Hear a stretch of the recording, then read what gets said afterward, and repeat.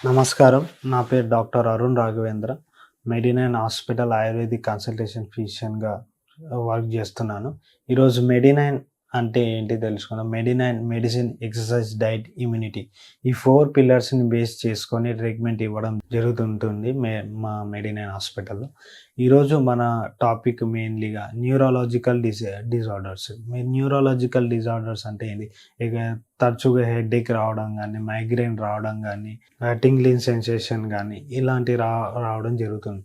Headache మెయిన్‌గా ఎందువల్ల వస్తుంది? హెడేక్ మెయిన్‌లీ సన్‌లైట్‌కి ఎక్కువగా ఎక్స్‌పోజ్ అవ్వడం గానీ, లేదంటే తరచుగా ఫుడ్ టైమ్ టు టైమ్ తీసుకోకపోవడం వల్ల గావచ్చు.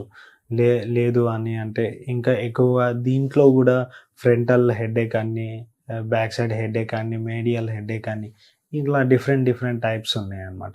సో, ఇందులో గూడా వాతం గానీ, పిత్తం గానీ, కఫం గానీ ఈ 3 బేసెస్ గూడా ఉంటుంది అన్నమాట. సో, హెడేక్ అనేది కంటిన్యూగా మన ఫ్రంటల్ లోబల్ దగ్గరలా గానీ, లేదు అని అంటే సైడ్స్‌కి గానీ, లేదంటే వన్ సైడ్ గానీ, లేదంటే 2 సైడ్స్ దగ్గరగా గానీ హెడేక్ రావడం జరుగుతుంది.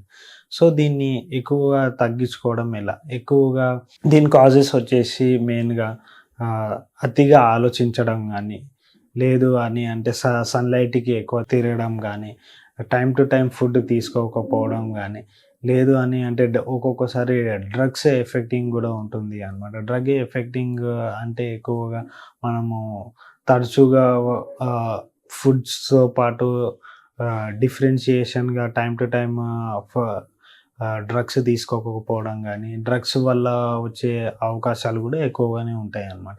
సో, ఇవి ఎక్కువగా మే మేల్‌లో గావచ్చు, లేదంటే ఫీమేల్స్‌లో గావచ్చు, చిన్న పిల్లల్లో గావచ్చు, ఎలాంటి ఏజ్ వాళ్ళలో గూడా ఇది రావచ్చనమాట.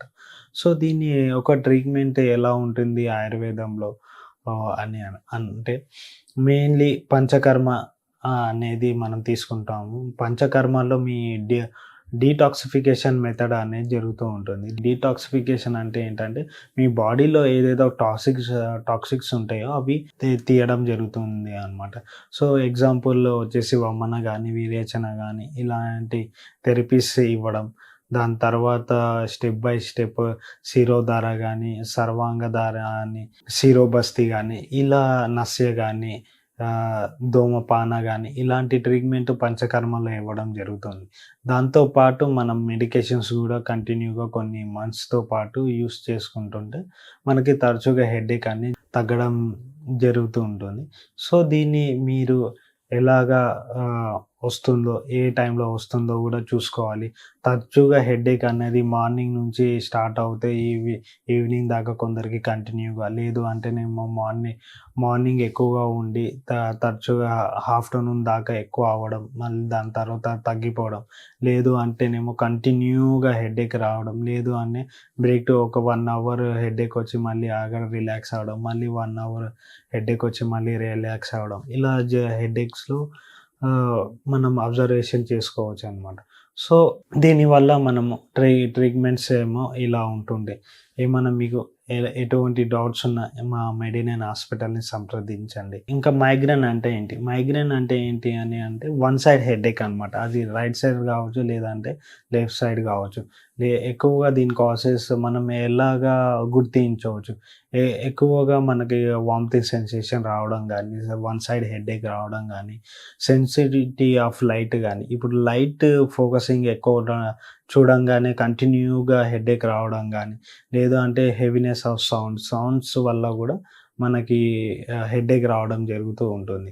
సో, దాంతో పాటు బేసిక్‌గా వామిటింగ్ సెన్సేషన్ గూడా ఎక్కువగా వస్తూ ఉంటుంది అన్నమాట. సో, ఇందుట్లో హెడేక్స్‌లో ఇలా ఉంటుంది. హెడేక్స్‌లో మైగ్రేన్‌లో ఎక్కువగా ఇలా కంటిన్యూయేషన్‌గా ఫ్రీక్వెంట్‌గా రావడం జరుగుతూ ఉంటుందన్నమాట. సో, ఇందుట్లో గూడా చాలా రకరకాలుగా టైప్స్ ఉన్నాయండి.